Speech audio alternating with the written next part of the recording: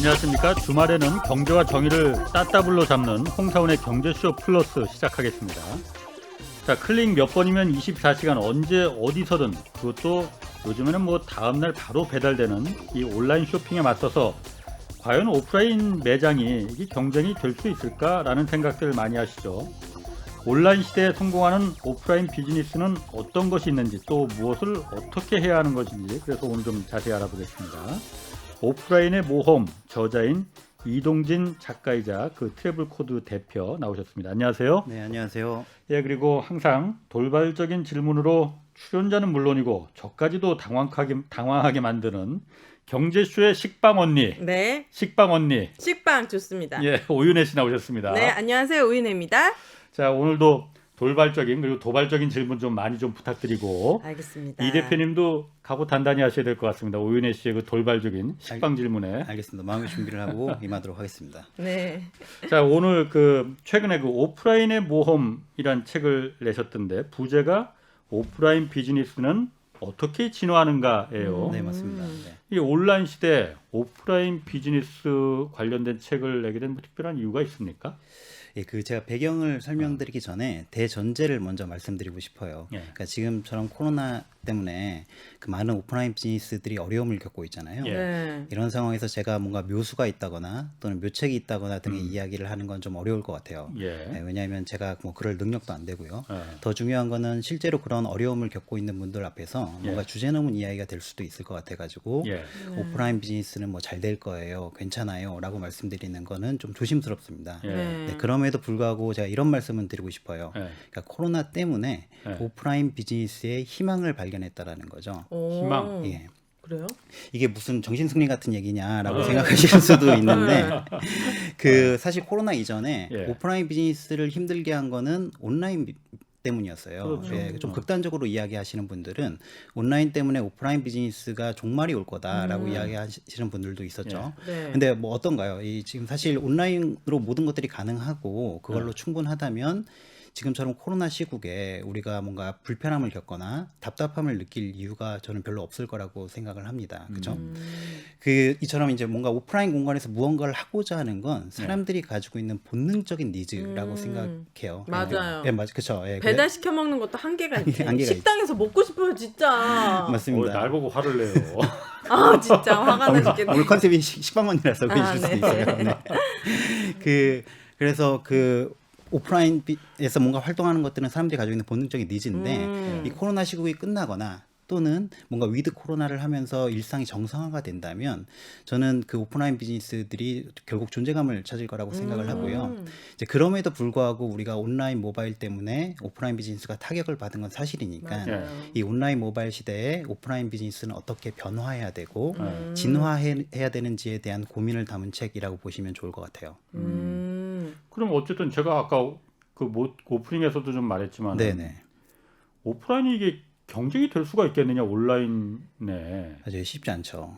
쉽지 않은 게 아니고 점점 갈수록 불가능해지는 거 아닌가라는 생각이 일단 들거든요. 네네. 그 생각이 사실 뭐 그 느낌이 크게 틀리진 않은 느낌이라고 생각을 하고요. 그럼에도 불구하고 저는 오프라인 비즈니스가 살아남을 수 있는 방법이 있다고 생각을 방법. 하고요. 예, 예. 그걸 오늘 좀 얘기를 해주셔야 돼요. 아, 예, 맞아요. 오늘 그런 얘기를 좀 나누면 좋을 것 같은데, 저는 오프라인 비즈니스가 살아남는 방법에 대해서 좀 이해를 하기 위해서 네. 우리가 가상의 상황을 하나 만들어 보면 좋을 것 같아요. 네. 이 동네에도 그 짜장면 가게가 있죠. 네, 있어요. 있어요. 예, 있죠. 거기에 이제 오인혜님이 단골이라고 우리가 가정을 해봅시다. 네. 예. 단골이니까 짜장면 가게에 자주 가시겠죠. 네. 예, 근데 갈 때마다 짜장면 가게에 줄을 서서 먹는 거예요. 예, 그래서 처음에는 그 오인혜님 생각에 맛집이니까 이 줄을 서서 먹는 게 당연한 거 아닌가라고 생각을 하고 이제 줄을 서서 먹었어요. 근데 몇 번을 가다 보니까 어느 날 문득 이런 생각이 드는 거예요. 아니 줄이 이렇게 긴데 옆집에다가 똑같은 짜장면 가게 하나 더 만들면 뭐 수요가 충분하지 않을까라고 생각을 해서 그때부터 그 짜장면 가게를 매일같이 가면서 벤치마킹 하기 시작한 거예요. 그래서 메뉴는 무엇이고 가격은 얼마나 되고 그다음에 테이블 수는 몇 개고 좌석 수 몇 개고 종업원 수는 몇 명이고 매장 크기는 얼마나 크고 매장 운영 시간은 어떻게 되고 이런 것까지 기본적으로 벤치마킹하는 건 기본이고요. 그렇게 실제로 많이 하잖아요. 그러니까 실제로 많이 분들. 창업하시는 분들 많이 하시죠. 예. 거기에다가 심지어 어떤 것까지 했냐면 맛까지 똑같이 구현할 수 있을 정도로 벤치마킹을 열심히 하셔가지고 그 옆에다가 똑같은 짜장면 가게, 사실상 똑같은 짜장면 가게죠. 사실상 똑같은 짜장면 가게를 오픈을 합니다. 예. 이제 결과는 이제 성공이었어요. 성공이었는데 사실 처음에는 좀 조마조마했어요. 왜냐하면 오픈빨인 줄 알고 이게 좀 지나면 손님이 떨어지지 않을까라고 생각을 했는데 몇 달이 지나도 이 손님이 줄지를 않는 거예요. 그래서 이제는 괜찮겠다 싶었는데 사실 마음속에는 어떤 생각이 있었냐면 약간 원조 짜장면 가게에 미안한 마음이 있었던 거죠. 왜냐하면 그 어쨌든 카피해가지고 옆집에 낸 그러니까 거니까요. 상도에 좀 어긋나고. 예, 상도에 어긋날 수 있죠. 네. 예. 근데 옆에도 여전히 줄을 서 있었으니까 뭔가 이렇게 크게 찔리진 않았던 거예요. 이제 그럼에도 불구하고 뭔가 미안한 마음을 전하고 싶어가지고 그 원조 짜장면 가게 주인을 만나서 이야기를 나누다가 충격적인 이야기를 듣게 됩니다. 뭐죠? 어떤 충격적인 이야기를 들었냐면 네. 그 원조 짜장면 가게의 그 매출이 카피한 가게의 2배가 되는 거예요. 그 네. 전보다 오픈 전보다. 아니요. 그 오일리님 새로 오픈한 가게보다 매출이 원조 짜장면 가게가 2배인 거죠. 네, 그때부터 이제 괴로워지기 시작하는 거예요. 왜냐하면 아니 메뉴도 똑같고, 다 똑같은데. 가격도 똑같고, 뭐 테이블 수, 좌석 수, 종업원 수, 뭐 저기 맛도 매장 크기, 똑같고. 운영 수기 다 똑같은데 심지어 둘 다 배달도 안 하는데 어떻게 매출이 2배 차이가 날 수 있는 거지?라고 생각을 하면서 뭔가 괴로워지기 시작합니다. 네. 도대체 왜 원조 가게는 또 매출이 2배나 높은 걸까요? 원조니까. 그죠. 원조인 부분도 있죠. 다른 사람이 원래 저도 음식점이 그 옆에 똑같은 집이 생겨도 네. 그 새로 생긴 집은 안 가게 되거든요. 원래. 맞아요. 근데 그 새로 생긴 집에도 줄을 서서 먹는 거예요. 네. 그래서 제가 이게 중간중간에 이렇게 질문을 드릴 텐데 네. 이 질문을 드리는 거는 정신 똑바로 차리고. 이거 같이 생각해 보자는 차원에서 질문을 드리는 거지. 가격이 다른가? 가격도 똑같고. 가격은 똑같아요. 예. 예. 원가가 다른가? 원가는 똑같아요. 뭐 사실상 비슷하다고 보시면 좋을 것 같은데 지금은 이제 매출에 대한 거를 저희가 고민을 하고 있는 거여서 원가는 조금 더 우리가 그 저희 차처해도 괜찮을 것 같아요. 예. 그래서 뭔가 이 답변을 제가 강요하거나 이러지는 않을 테니까 너무 네. 또 긴장하지는 않으셔도 될 것 네. 같고요. 제가 다시 돌아와서 매출에 대해서 말씀드리면 사실 매출이 2배 차이 나는 거잖아요. 그럼 매출의 구성을 좀 우리가 그 뜯어볼 필요가 있을 것 같아요. 매출은 아주 심플하게만 보자면 그 평균 객단가 곱하기 객수입니다. 고객 수인 거죠. 그렇죠. 그럼 우리가 먼저 객단가 먼저 볼게요. 네. 객단가인데 사실 그 같은 동네, 그러니까 소득 수준이 비슷한 동네에서 동네 주민들을 대상으로 한 짜장면 가게이고 플러스 1인당 평균 섭취량이라는 건 비슷하잖아요. 네. 그렇기 때문에 사실 하루 이틀 정도 차이가 날 수 있어요. 예를 들면 뭐 짜장면을 시켜 먹는데 탕수육을 추가로 시킨다거나 아니면 깐풍기를 추가로 시킨다거나 할 때에 객단가가 올라갈 수는 있잖아요. 근데 제가 아까 말씀드렸듯이 같은 동네의 소득 수준 비슷하고 플러스 그 1인당 평균 섭취량은 비슷하기 때문에 이게 하루 이틀 차이가 날 수는 있어도 평균적으로는 객단가는 비슷할 수밖에 없는 거예요. 그렇죠? 네. 그러면 매출이 2배 차이 나려면 객단가가 2배가 아니면 이게 고객 수가 2배 차이 나야 되는 게 이제 그 원인을 밝히는데 도움이 그렇지. 되는 거잖아요. 네. 그래서 이제 고객 수를 우리가 알아보면은 네. 사실 여러분들 좀 그런 생각이 드실 것 같아요. 뭐냐면 뭐 좌석 수도 같고 영업 시간도 같고 둘 다 줄 서서 먹는데 네. 고객 수에도 차이가 있을까라는 이제 의문이 드실 수도 그러게요. 있을 네. 것 같아요. 회전율. 맞아요. 예. 근데 이거 우리가 잘 그 고객 수를 뜯어보면은 네. 사실 고객 수라는 건 크게 3가지 요소의 함수인 거거든요. 첫 번째는 좌석 수, 두 번째는 좌석 점유율, 세 번째는 회전율. 요 3개의 값을 곱한 값이 좌석 고객 수라고 보시면 될 것 같아요. 근데 네. 아까 좌석 수는 같다고 말씀드렸고 좌석 점유율은 줄 서서 먹기 때문에 사실 점유율은 유사하다고 보시면 좋을 것 같아요. 그럼 결국 차이가 나는 건 뭐냐?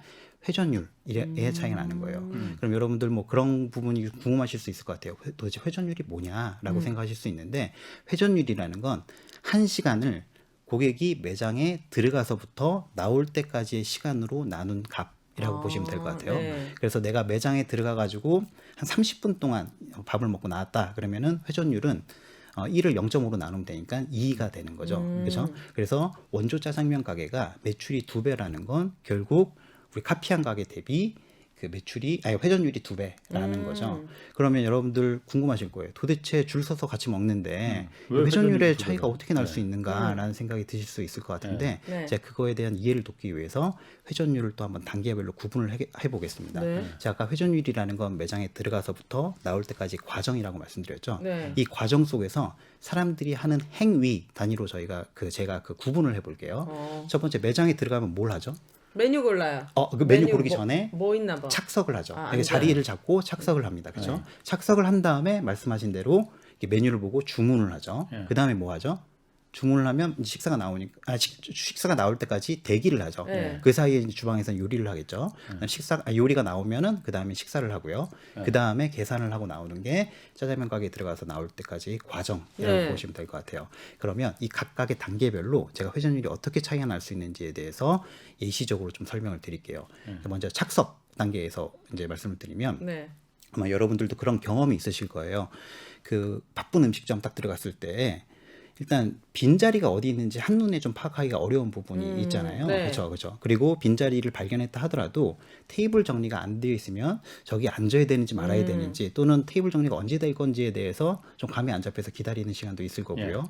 동시에 여러 곳이 있을 때 내가 어디에 가서 앉아야 되는지 약간 그 고민이 될 때도 있을 거예요. 그렇죠? 근데 그 매장 입구에 자리를 안내해주는 종업원이 있다면은 종업원은 아무래도 그 빈 테이블 어디인지 한눈에 파악할 수 있고요. 테이블이 언제쯤 정리되는지에 대한 직감적인 느낌이 있기 때문에 고객들을 바로바로 안내해줄 수가 있는 거죠. 그쵸. 그래서 여기서 지체할 수 있는 시간이 줄어드는 게 첫 번째. 그러니까 카피를 할 때 종업원 숫자는 셌는데 종업원이 어떤 일을 하는지에 대해 역할에 대해서는 고민하지 않았던 거예요. 그래서 그런 부분에서 이제 차이가 날 수 있는 게 첫 번째고요. 두 번째 이제 주문 단계에서 이제 차이가 날 수 있는데 도대체 메뉴가 같은데 주문 단계에서 어떻게 차이가 날 수 있느냐라고 생각하실 수도 있을 것 같아요. 근데 주문 단계에서도 그 회전율의 차이가 발생할 수가 있습니다. 어떻게 발생하냐면 숨을 쉬고 말씀하세요. 그럴까요? 네. 좀 빠른가요? 그래서 천천히 그 주문을 하려면 어떻게 해야 되죠? 일단 메뉴판 보고 메뉴판을 보는데 그 전에 종업원한테 메뉴판 갖다 주세요라고 이야기를 해야 되잖아요. 근데 이때 종업원을 부르는 데까지 시간이 걸립니다. 그래서 원조 짜장면 가게에서는 모든 테이블에 메뉴판을 갖다 놨던 거예요. 근데 카피를 하면서 그 메뉴판 원가를 아낀다고 그 돌려쓰기로 한 게 이제 문제가 된 거죠. 그래서 그랬구나. 이제 어떻게 보면 종업원을 불러야 되는 시간이 지체가 되는 게 첫 번째인 거고요. 두 번째로는 메뉴판을 만들었는데 사실 원조 가게에는 메뉴판에 뭐 인기 메뉴, 추천 메뉴 이런 것들이 이제 적혀 있었어요. 근데 이제 카피를 하면서 고객의 선택권을 존중한다는 의미에서 그런 추천 메뉴라든지 인기 메뉴를 뺀 거예요. 그 표시를 뺀 거죠. 그러다 보니까 아마 여러분들도 그런 경험이 있으실 텐데 고민이 될 때 추천 메뉴, 인기 메뉴 있으면 아무래도 선택하기가 쉽잖아요. 보장된 메뉴라고 생각을 하니까는 선택하기 쉬운데 고객들이 그걸 고민하느라 시간을 보내는 게 이제 생긴 거죠. 원래 그래서 그런 거 없으면 그냥 물어보잖아요. 맞아요. 이 집 뭐 잘해요? 맞아요. 네네. 아니면 잘 잘해요 하고 또 답이 나와. 맞아요. 이게 사실 어떻게 보면은 결국 개인의 선택일 것 같긴 한데 사실 그런 추천이라든지 인기 메뉴가 효과가 있는 건 사실인 것 같습니다. 그 다음에 또 메뉴를 골랐다 하더라도 또 이제 시간의 차이가 발생할 수 있어요. 어떻게 발생을 하냐면 사실 이제 메뉴를 주문을 하려면 종업원을 불러야 되잖아요. 불러야 되고 종업원이 주문을 받고 주문 내역을 주방에 전달을 해야 됩니다. 이 과정에서 차이가 있을 수 있는데 사실 카피를 하면서 차별화를 한다고 반 정도는 좌식으로 만든 거예요. 앉아서 먹는 그 테이블을 만든 거죠. 그러다 보니까 종업원이 이 주문을 받으러 올 때 신발을 벗고 신어야 되는 시간이 걸리는 거예요. 신발도 벗어. 맞아요. 그러다 보니까 시간이 지체되는 부분이 분명히 있었던 거고 플러스 원조 가게에서는 그 주문을 단말기를 전자단말기를 통해서 받아가지고 이걸 입력하면 바로 주방에 갔는데 여기서는 이제 아까 메뉴판도 원가를 아꼈는데 전자단말기를 도입할 수 없어가지고 이 주방에 갖다 주다 보니까 시간이 지체가 되는 부분이 있었던 거죠. 그래서 주문 단계에서도 이제 회전율 차이가 발생할 수 있는 거고요. 세 번째 이제 요리, 그러니까 고객 입장에서는 대기인 거고 식당 입장에서는 요리를 하는 단계인 거죠. 여기에서도 차이가 발생할 수 있는데 아마 이런 생각도 드실 거예요. 레시피가 같은데 어떻게 요리하는 시간에 차이가 있을 수 있겠느냐라는 생각이 드실 수 있는데 이 부분에서도 차이가 발생할 수 있습니다. 첫 번째로는 사실 요리를 하려면 여러 재료들을 손질을 해야 되잖아요. 근데 이 중에는 사전에 준비할 수 있는 재료들이 있어요. 그럼 사전에 준비할 수 있는 재료들은 최대한 사전에 준비를 해야 요리할 수 있는 시간이 단축이 됩니다. 그렇죠? 근데 원조 가게는 그동안 쭉 몇십 년 동안 했던 노하우가 있으니까 뭐 요일별, 날씨별, 뭐 메뉴별 이런 데이터들이 어느 정도 있었던 거예요. 그러다 보니까 사전 준비를 충분히 할 수 있어서 요리할 때 따로 이제 재료 손질을 할 시간이 필요가 없었던 거고요. 플러스 두 번째 이제 주방장의 숙련도에서도 차이가 발생할 수 있는데 주방장의 숙련도는 어떤 거냐면 사실 하나의 요리를 그 주방장이 만든다면은 크게 시간의 차이가 있지 않아요. 근데 동시에 여러 요리를 만들게 되면은 사실 주방장의 숙련도에 따라 차이가 발생할 수 그쵸, 있거든요. 그쵸. 네, 그래서 중국집이니까 사실 웍이라는 걸 쓰잖아요. 근데 원조 가게에서는 이 주방장 숙련도가 좋아서 양손으로. 웍을 양손으로 막 자유자재로 쓰는데 대단하시네. 여기서는 이제 정석으로만 했던 거죠. 네. 그래서 그런 부분에서 차이가 있을 수 있고요. 그다음 원조 가게에는 요일 메뉴가 있었어요. 아. 요일 메뉴는 뭐냐면 월요일에는 뭐 짜장면 500원 할인, 뭐 화요일에는 짬뽕 500원 할인, 수요일에는 볶음밥 500원 할인 이런 식으로 이제 할인 메뉴 요일별로 이제 할인해 주는 메뉴가 있었는데 이 카피를 하면서 아니 어차피 줄 서서 먹는데 이거 할인까지 줄 필요가 있겠느냐라는 생각에 이제 요일 메뉴를 없앴던 거예요. 근데 사실 요일 메뉴가 어떤 이제 기능을 역할을 하냐면요. 예. 그 저희가 세 명이 짜장면집 갔다고 가정을 해봅시다. 가정을 했을 때 뭐 저는 짜장면, 짬뽕, 볶음밥 시키면은 아무래도 주방에서 요리하는데 시간이 더 걸릴 수밖에 없어요. 근데 네. 저희가 뭐 짜장면 3개로 통일을 하잖아요. 그러면 요리하는 시간이 짧아지겠죠. 그죠. 근데 요일 메뉴를 만들어 놓으면은 뭐 이제 물론 모든 사람들이 그 가격 할인 때문에 선택을 하진 않겠지만 네. 많은 사람들이 확률이 확률이 높아져. 높아지는 거죠. 네. 네, 그래서 메뉴가 집중될 가능성이 높아집니다. 그러면 요리를 하는 시간을 단축시킬 수가 있는 거죠. 그죠? 그리고 식사 시간에도 우리가 그 시간을 단축시킬 수 있는 방법이 있어요. 사실 고객에게 빨리 드세요라고 말씀드릴 수는 없잖아요. 예, 근데 그 원조 가게는 그런 노하우를 통해서 사람들이 빨리 먹을 수 있는 환경을 조성한 거예요. 어떤 환경을 조성했냐면 일단 빠른 음악을 틀어놓고 막 그릇 다 빼가는 거 아니에요? 그릇도 빼가는 거죠. 그렇죠. 먹으면은 바로 그릇을 치우고요. 어. 그 다음에 음악 틀어놓고 막 그 종업원들이 큰 소리로 분주하게 움직이니까 이 고객들도 행동에 속도감에 정신없어서 속도감이 붙는 거예요. 그 다음에 의자도 굉장히 불편하게 만들어 놓은 거예요. 그래서 등받이 없이 조그만 의자를 만들어 놓은 거예요. 근데 카피하면서 우리는 고객 중심적으로 간다고 이제 좋은 의자를 만들어 놨더니 사람들이 안 먹고 나가지. 조금 여유 있게 이제 나가시는 거죠. 거기다 이제 그릇 치우는 것도 있고요. 아니, 그런 거 회전율을 높인다는 거 네. 때문에 지금 계속 말씀하시는 거잖아요. 맞아요. 뭐 네. 지금 계속 짜장면 얘기하니까 그냥 짜장면이 갑자기 먹고 그러니까 싶어지네. 오늘 점심은 짜장면입니다. 네. 아니 그러니까 회전율을 높이는 건 제가 좀 그런 방법이 있다는 거는 좀 네. 이해를 하겠어요. 네, 네. 근데 지금 저희가 오늘 말하고자 하는 게 그런 음식점보다는 네, 네. 예를 들어서 물건을 파는 온라인 쇼핑 매장과 네. 오프라인 쇼핑 매장 맞아요. 이런 부분도 좀 얘기를 해주셔야겠군요. 네. 네, 네. 일단 짜장면집은 뭐 네. 음식점이 어쩔 수 없이 사람들이 먹어야 되니까 뭐 배달도 하고 그러지만 네, 네. 오프라인 매장에 일단 찾는 사람 절대적인 숫자가 네, 네. 많이 줄어들잖아요 요즘. 맞아요. 네. 그러니까 이거는 애초에 경쟁 자체가 될 수 네. 없는 거 아닌가 네. 라는 생각이 제가 자꾸 머리에 들어서 지금 중간에 좀 말을 좀 잠깐 끊었거든요. 네, 네. 제가 이제 사실 순차적으로 좀 설명을 드리려고 했었었는데 그 이제 뒤에 부분을 궁금해 하시니까 제가 네. 먼저 뒤에 부분 먼저 말씀을 드리도록 예. 할게요. 그 사실 이제 그 오프라인을 찾는 사람이 많이 줄어들었다라는 말씀을 하셨잖아요. 예. 근데 이 부분을 이해하기 위해서는 이제 오프라인 비즈니스의 조금 그 핵심적인 원리에 대해서 이해하시면 좋을 것 같아요. 네. 오프라인 비즈니스의 핵심적인 원리. 원리. 네네. 원리를 먼저 이해를 해야 네. 그 다음에 그게 음식점이든 예. 아니면 그 파는 리테일 매장이든 이런 것들에 이제 어떻게 보면은 그 진화 방향을 좀 이해할 수 있을 것 같거든요. 그래서 예. 제가 원리에 대해서 먼저 좀 설명을 드리겠습니다. 네.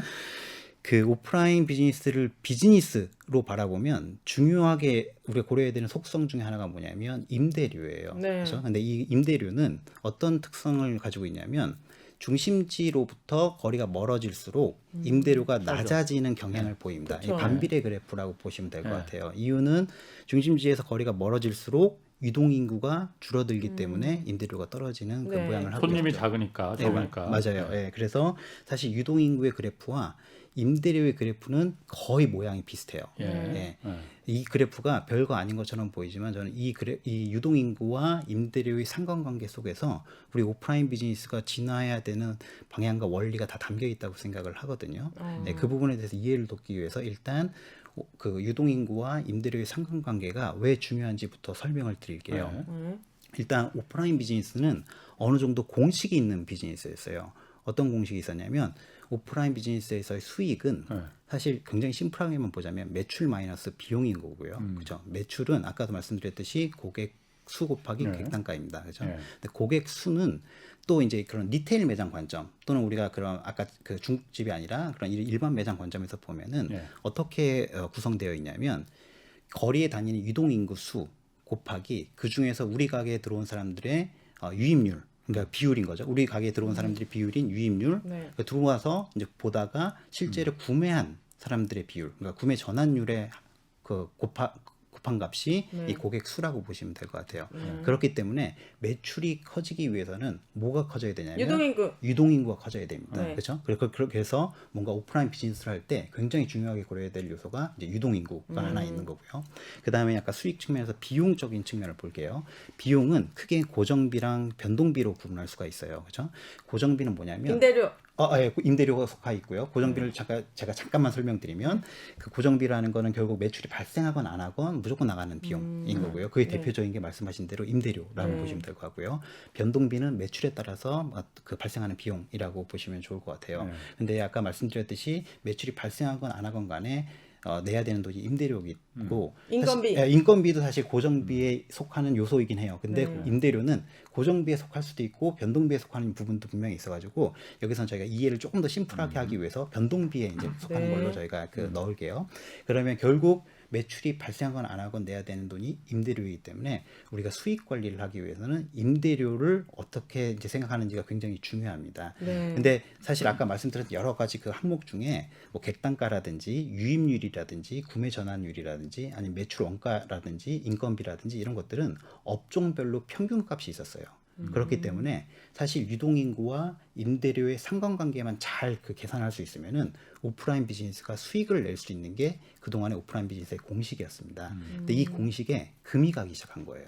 어떻게 금이 갔냐면 네. 사람들이 이제 아까 말씀하셨듯이 온라인으로 제품을 구매를 하고 그다음에 음식도 온라인으로 시켜 먹고 네. 그다음에 이게 사실 사는 것뿐만 아니라 컨텐츠를 즐기는 것도 되게 그 오프라인 비즈니스에 영향을 주거든요. 왜냐하면 디지털 컨텐츠를 보느라고 사람들이 밖에 안 나오는 거예요. 네, 상대적으로. 네. 그러다 보니까 아까 말씀하신 대로 매장에 오는 사람들, 즉 유동 인구 수가 절대적으로 줄어드는 거죠. 네. 예. 근데 문제는 뭐냐면 유동 인구 수는 줄어드는데 임대료는 줄어들지가 않는 그렇죠. 거예요. 예. 그러니까는 아까는 유동 인구와 임대료가 상관관계를 가지고 같이 가고 있었는데 네. 이게 유동 인구는 떨어지는데 임대료는 그대로니까 네. 오프라인 비즈니스가 어려움을 겪을 수밖에 없는 거거든요. 네. 그렇죠? 네.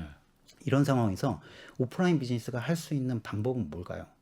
다른 비용을 줄여야 될 것 같은데. 맞아요. 다른 비용을 줄이는 것도 하나의 방법이죠. 그게 아까 말씀드렸던 매장의 효율화. 그러니까 그 짜장면 가게에서 조금 더 제가 부연 설명드리려고 했던 게 무인 시스템이나 이런 것들을 좀 설명드리려고 했었던 키오스크 거죠. 이런 네, 거. 무인 키오스크라든지 아니면 요즘에는 그 무인 로봇이 음식도 해요. 음식도 하고 음식 배달, 그러니까 전달도 하는 거죠. 네, 네. 서빙도 하는 거죠. 이제 그런 부분들이 다 이제 로봇이나 무인으로 이제 시스템 구축이 되는데 그런 부분들을 통해 가지고 아까 말씀드렸듯이 뭔가 회전율을 높여서 매출 높인다거나 아니면 사람을 대체하기 때문에 인건비나 이런 것들이 좀 절감될 수 있는 부분들이 있는 거죠. 네. 그래서 말씀하신 대로 그런 어려움 속에서 1차적으로 오프라인 매장이 할 수 있는 방법은 무인 시스템을 통해 가지고 뭔가의 그런 비용을 절감하는 방법이 제가 봤을 때는 1차적으로 오프라인 비즈니스가 시도해 볼 수 있는 방법이라고 생각을 해요. 근데 이것도 사실 비용을 낮추는 방법이기 때문에 한계가 있어요. 왜냐하면 비용이라는 건 아무리 줄여도 0으로 갈 수는 없거든요. 예, 그렇기 때문에 한계가 있고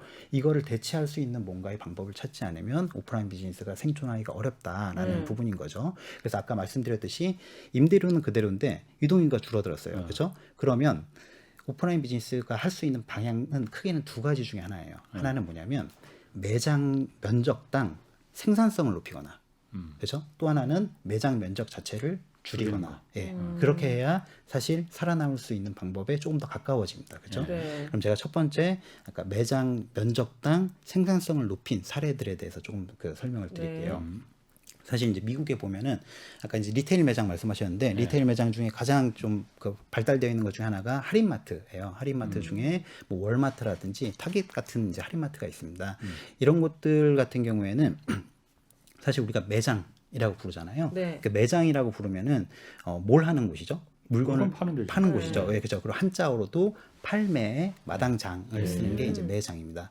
이게 사실 오프라인 공간이 오프라인 그동안 매장이 이 매장의 이름값을 했었어요. 왜냐하면 물건을 실제로 사람들이 뭐 사고 파는 곳이었으니까. 그렇죠. 근데 온라인 커머스가 등장하면서 뭔가 이 이름값을 못하게 된 거죠. 네. 그래서 아까 제가 좀 그 서두에 예시로 말씀드렸던 뭐 월마트라든지 타겟 같은 경우에는 이 부분을 어떻게 조금 바꿨냐면 우리가 매장이라고 했을 때 그동안은 매에 초점을 맞췄는데 무게 중심을 장에 맞추기 시작한 거예요. 그래서 장에 맞추면 이제 어떻게 경험할 변신을- 수 있게. 경험할 수 있게 하는 것도 많이 이제 할인마트들이 많이 시도하고 있는 부분인 거고요.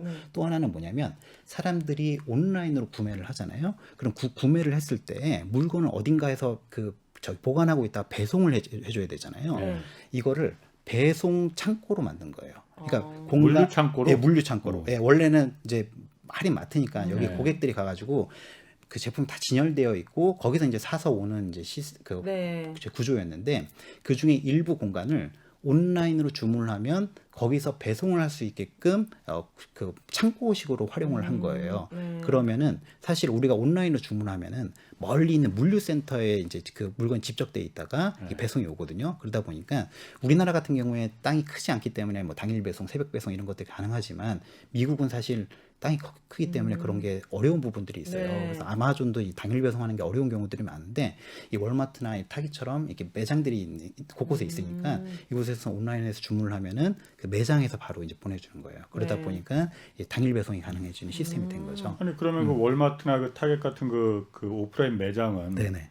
그냥 보관 비용만 자기네들의 수익으로 들어가는 거잖아요.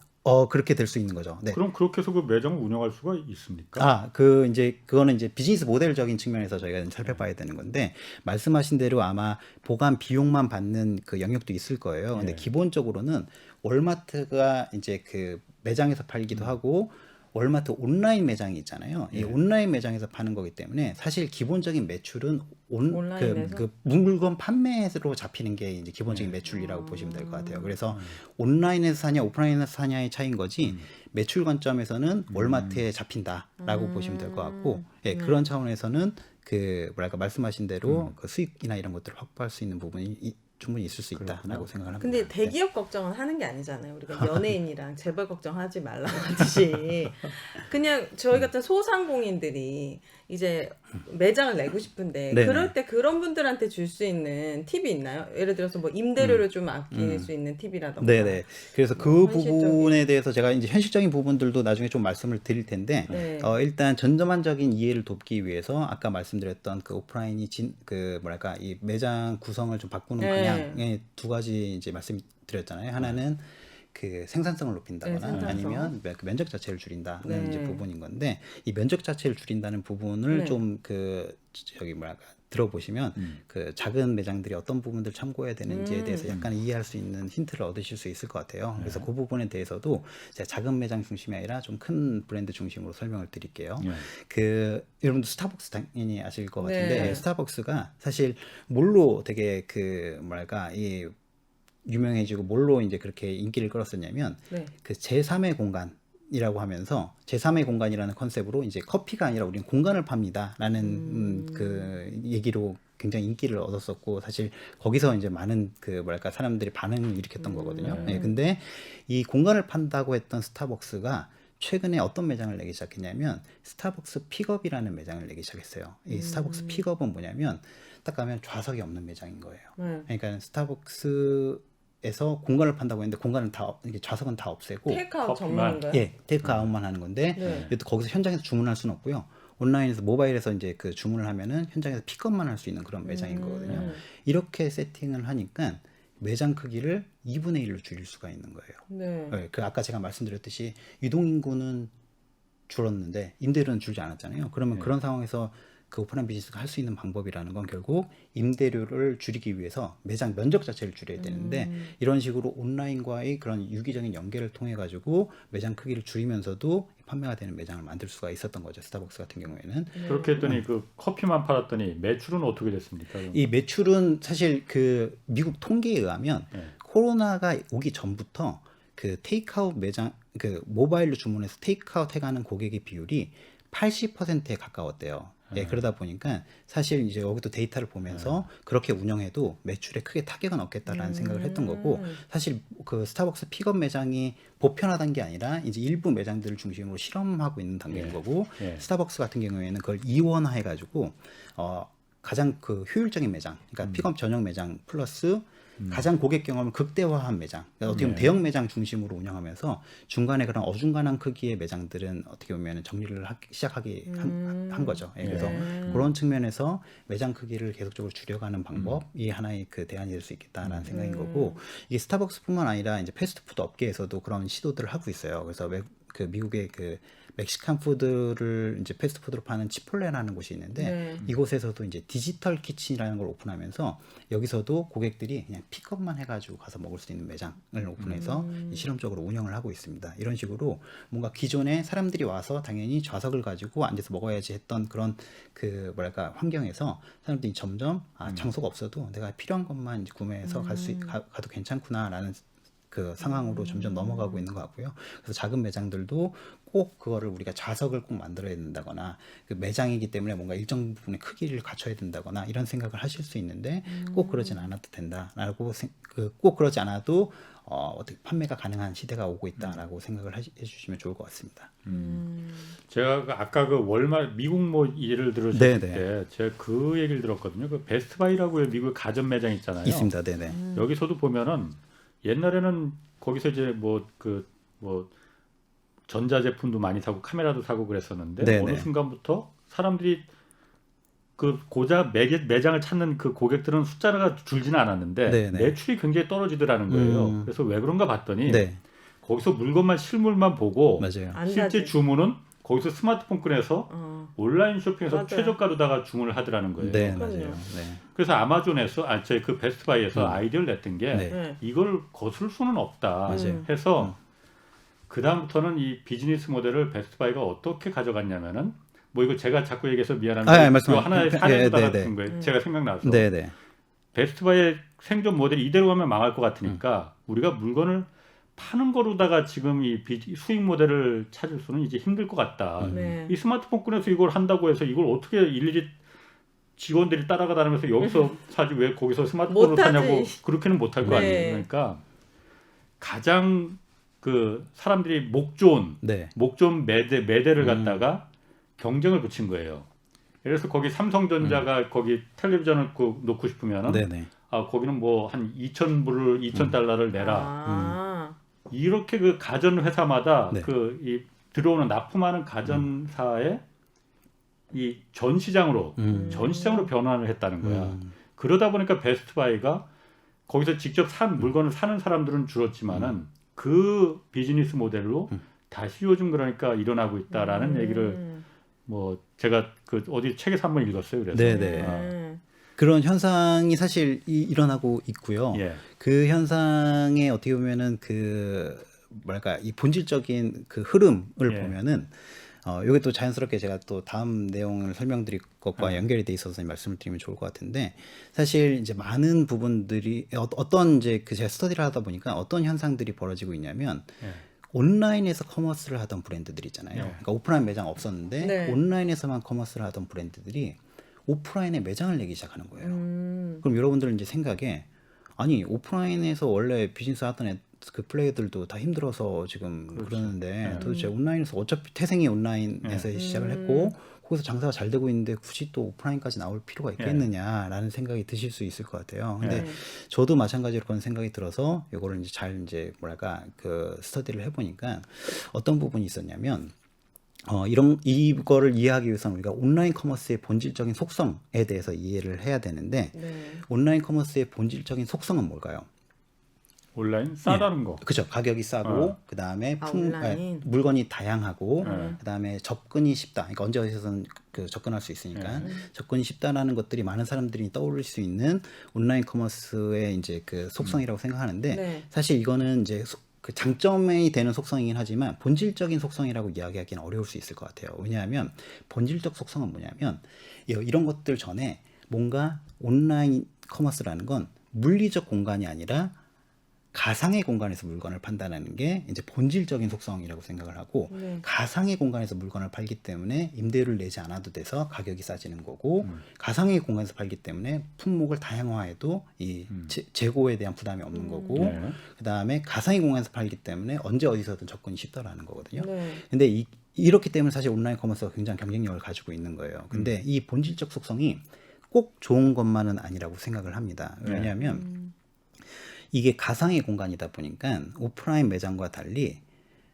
누가 알리지 않으면 또는 알지 않으면 그 존재를 알 수가 없어요. 그 매장을 방문할 네. 수 있는 방법이 사실상 네. 없습니다. 네. 예, 그렇기 때문에 그 매장에 방문하게 하려면 광고, 그러니까 트래픽을 유도하려면 광고를 해야 되는데 네. 이 광고비가 사실 그동안은 오프라인 매장을 내서 운영하는 것보다 광고비가 쌌기 때문에 네. 사람들이 그냥 광고를 하면서 온라인 커머스 매장만 운영을 했던 거예요. 예, 네. 예.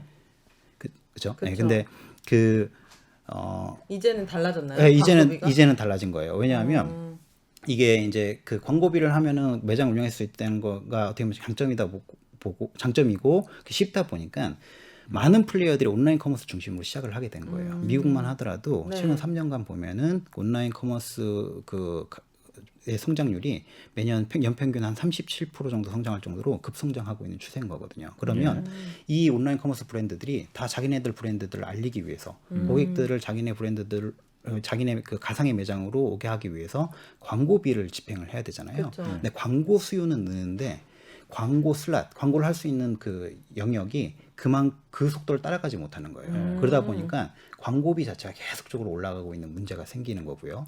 플러스 아까 언제 어디서든 접근할 수 있다는 장점이 반대로 얘기하면 단점이 될 수도 있거든요. 왜냐하면 고객이 왔다가 그 온라인 가상 매장 왔다가 물건 쭉 보고 다른 매장으로 그냥 쉽게 넘어갈 수 있는 그럼요. 거예요. 네. 그러다 보니까 구매 전환율이 점점 떨어지는 거예요.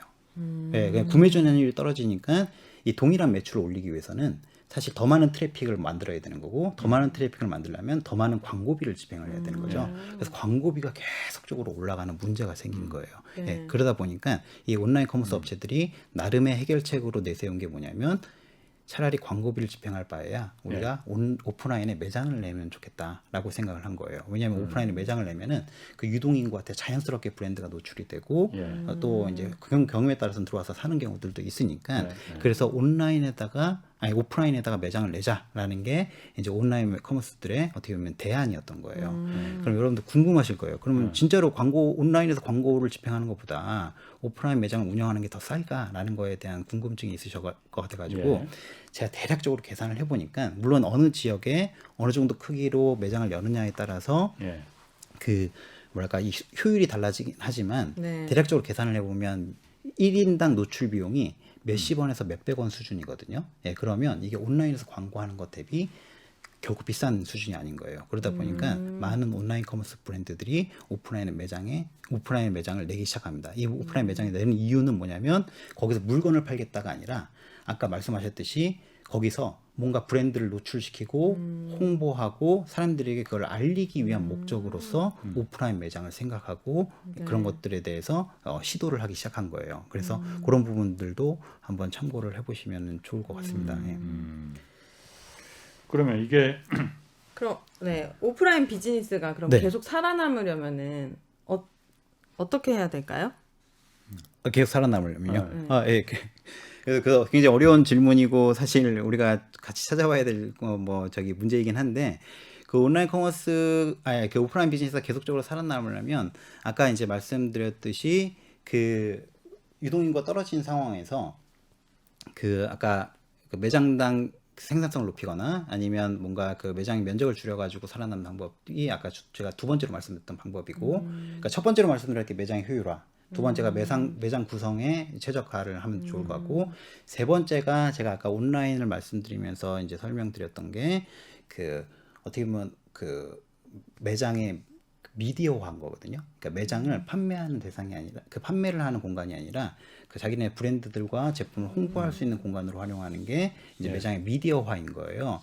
아까 유동인구가 제가 떨어졌다고 하는 거는 사실 기존에 오프라인 비즈니스를 하던 사람들 입장에서 봤을 때 유동인구가 떨어진 겁니다. 근데 온라인에서만 그 비즈니스를 하던 사람들 입장에서 보면은 이 떨어진 유동인구조차도 뭔가 새로운 시장 기회인 거예요. 그러니까는 이 기회를 어떻게 보면은 그 자기네들이 수익화할 수 있게끔 하는 게 매장의 미디어화라고 보시면 좋을 것 같아요. 네.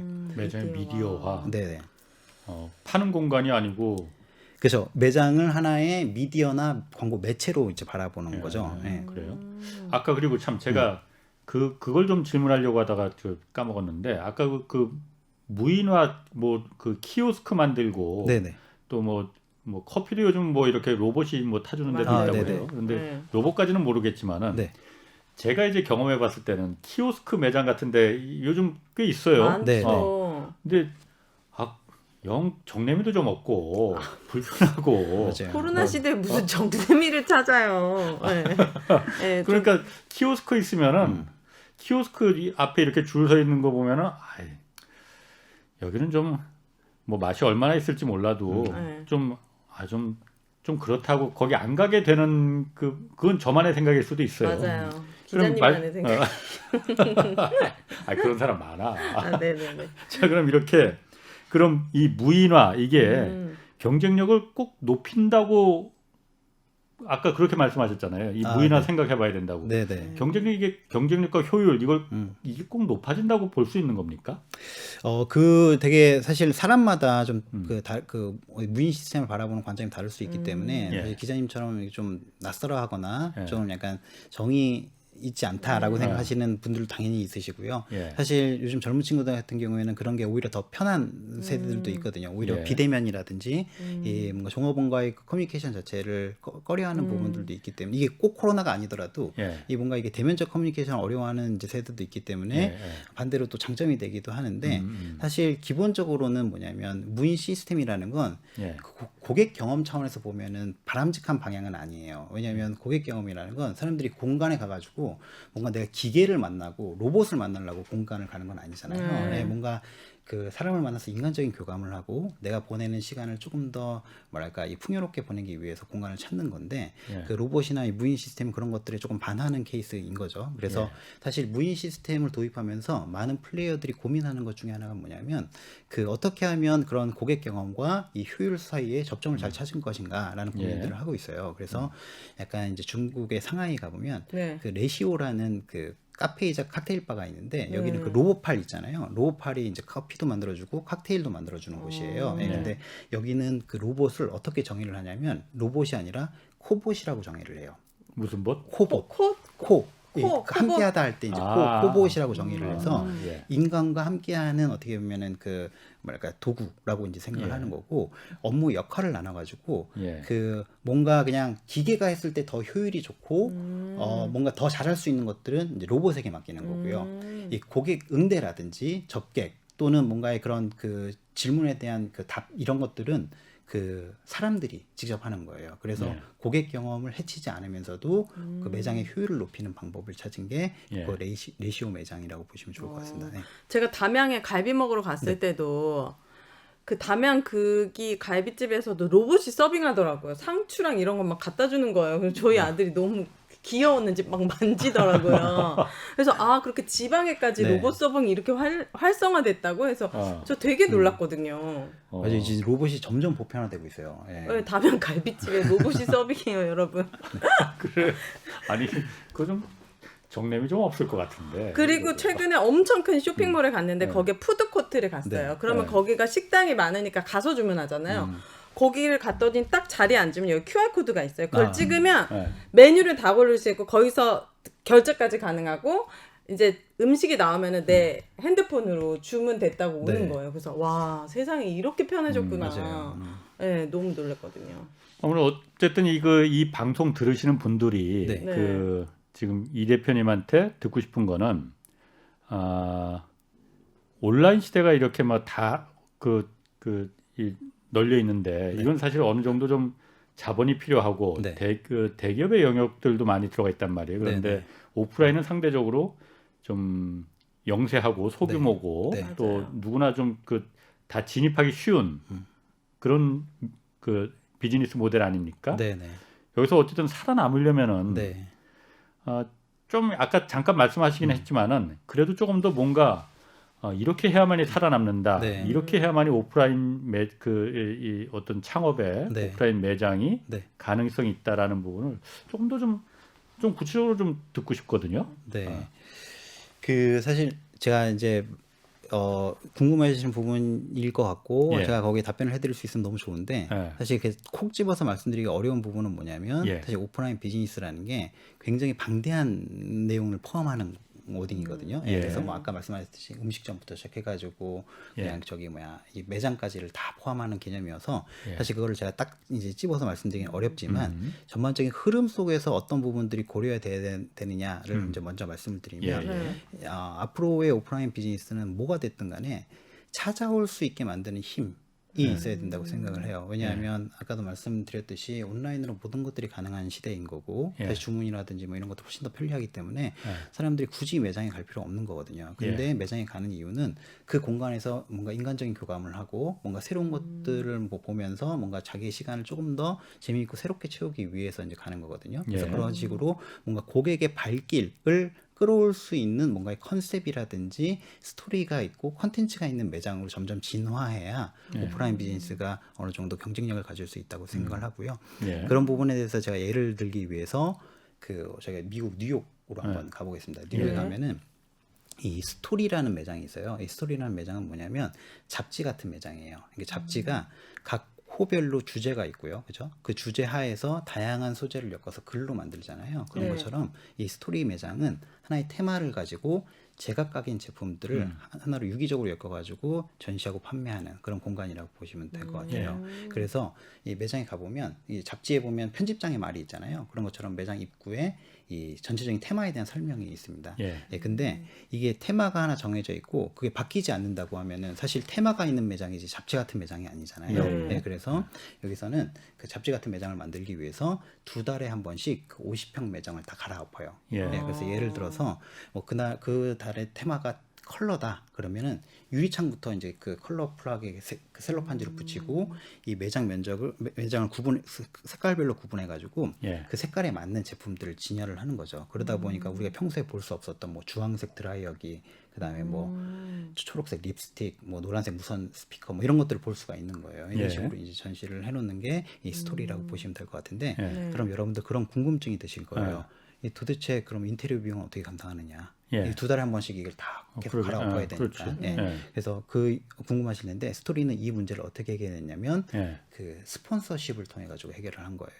잡지도 보면은 메인 광고주가 있잖아요. 그것처럼 메인 스폰서를 확보를 해가지고 그 스폰서의 후원비를 받아서 그 매장을 꾸미게 되는 겁니다. 이 스폰서로는 예를 들면은 뭔가 그 뭐 인텔이라든지 GE라든지 펩시라든지 이런 대기업들이 이제 스폰을 하는 거고요. 스폰하는 금액도 뭐 이제 테마라든지 규모에 따라 조금 다르지만 7.5만 불에서 75만 불 정도, 우리나라 돈으로 말하면 한 8,300만 원에서 8억 3천 정도 이제 규모로 그 스폰서십을 하는 거예요. 그러다 보니까 이 매장을 2달에 한번 갈아엎어도 뭐 충분한 규모가 되는 거죠. 근데 그럼에도 불구하고 뭔가 그 후원한 사이에 그런 제품을 진열을 하거나 그러니까 제품으로 그 공간을 진열하는 게 아니라 그 제품은 일부만 이제 그 진열을 하게 되는 거예요. 왜냐하면 전체 테마가 있기 때문에. 그러면 여러분도 아마 궁금하실 거예요. 도대체 왜 그 후원하는 기업들은 거기에 그런 뭐 예를 들면 8천만 원이든 8억이든 거금을 내는지에 대해서 궁금하실 텐데 그 부분은 사실 이 매장을 제품을 판매하는 공간으로 본 게 아니라 이제 미디어로 봤기 때문인 거고 이 스토리가 아까 말씀드렸던 그런 잡지처럼 하나의 테마를 가지고 사람들의 발길과 눈길을 이제 불러 모으는 거거든요. 그럼 그 발길과 눈길에 이 스폰서 기업들이 돈을 지불한다라고 보시면 될 것 같고 이 잡지의 스폰서 기업들이 광고를 할 때도 직접적인 판매가 일어나지 않더라도 브랜드를 노출하고 홍보하는 효과를 위해서라도 이제 그 광고를 하잖아요. 마찬가지로 고객들이 왔을 때 자기네들 브랜드를 이제 이해할 수 있으면 좋겠다라고 생각을 해가지고 그렇게 이제 광고비를 지불하는 모델이 있는데 이런 부분들도 우리가 참고를 하면은 좋을 것 같습니다. 왜냐하면 아까도 말씀드렸듯이 앞으로의 오프라인 매장은 사람들이 어떻게 하면 찾아오게 할 것인가를 굉장히 계속적으로 고민을 해야 되는 부분이 있거든요. 근데 스토리는 그거를 잡지 같은 매장으로 만들어가지고 여러분들도 아마 잡지에 관심이 있으신 분들은 잡지가 뭐 새로 나온 나오면은 가서 일단 뭐 사든 안 사든 한번 훑어보시는 분들 많이 있잖아요. 예. 그러니까 그런 것처럼 매장이 바뀌었으니까 한 번씩 가서 사람들이 보는데 예. 그 발길과 눈길에다가 이제 아까 그 뭐 베스트바이 사례에서든 예, 아니면 예. 여러 제가 그 차례 말씀드렸듯이 그 브랜드를 노출하고 사람들이 이 브랜드를 인지한 다음에 그거를 이제 온라인에서 그냥 살 수 있게끔 그렇게 구조를 만드는 게 지금의 하나의 방향성과 추세라고 보시면 좋을 것 같습니다. 스토리가 있어야겠네요. 네, 그 국내에 아주 유명한 그 선글라스 브랜드도 매장을 가보면 선글라스가 없거든요. 맞아요. 선글라스 브랜드인데 파는 곳인데 네, 파는 곳이 그럼 뭐가 신사동에도 있어, 가보면은 선글라스가 없고 그 네. 안에 공간이 굉장히 기이학적인 디자인으로 인테리어가 돼 있어요. 네. 그래서 그냥 그 공간을 경험하는 거고 그러면서 아. 그 선글라스의 브랜드를 인지하는 거예요. 그래서 아 여기는 선글라스가 없는데 선글라스 매장인데 들어가봐서 이제 색다른 경험을 하게 해주는 그래서 그 브랜드에 대한 이미지를 바꿔주는 그래서 대박이 났죠. 그게 그러니까 그 오프라인 매장이 미디어의 역할을 한다는 게 그런 거군요. 지금 맞아요. 말한 대로. 네네. 그런 그래서 거 너무 신기했어요. 그러기 위해서는 사실 그 자기만의 어떻게 보면 자기다움과 이 자기만의 스토리가 있어야 그런 네. 미디어로 만들었을 때 발신할 거리가 있거든요. 예. 네. 그리고 그 발신할 거리에 고객들이 반응을 하는 거고요. 그래서 앞으로는 오프라인 매장이라는 관점도 중요하지만 자기만의 브랜드를 만든다라는 관점으로 접근을 해야 오프라인 비즈니스를 할 때도 도움이 될 것 같습니다. 예, 알겠습니다. 네. 오늘 좀 여기까지 하겠습니다. 말씀 네. 잘 들었습니다. 함께 고맙습니다. 해주신 네. 오프라인의 모험의 저자 이동진 작가 그리고 오윤혜 씨, 네. 식빵 언니 네. 오늘 두 분 수고하셨습니다. 고맙습니다. 네, 고맙습니다. 자, 오늘 여기까지 하겠고요. 오늘 뭐 추석 이제 연휴니까 노래 한 곡 듣겠습니다. 뭐 좀 경제쇼 플러스에서 네. 그 단골 고정 출연자이신 오윤혜 씨가 가수인 거를 모르는 분들이 꽤 계시더라고요. 많으시죠. 네. 사실은 저도 몰랐어요. 아 어지럽네요. 여러분 제가 가수입니다. 오늘 네. 그래서 마지막으로 네. 오윤혜 씨의 노래 그 파라다이스 이 노래는 가사도 직접 쓰셨다고 네, 들었어요. 제가 썼습니다, 여러분. 뭐 가족 친지 사랑하는 분들과 파라다이스한 시간 만드시고요. 추석 연휴 즐겁게 보내시고 코로나19 방역 수칙도 잊지 마시기 바랍니다. 자, 오늘 여기까지 하겠습니다. 고맙습니다. 고맙습니다. 어디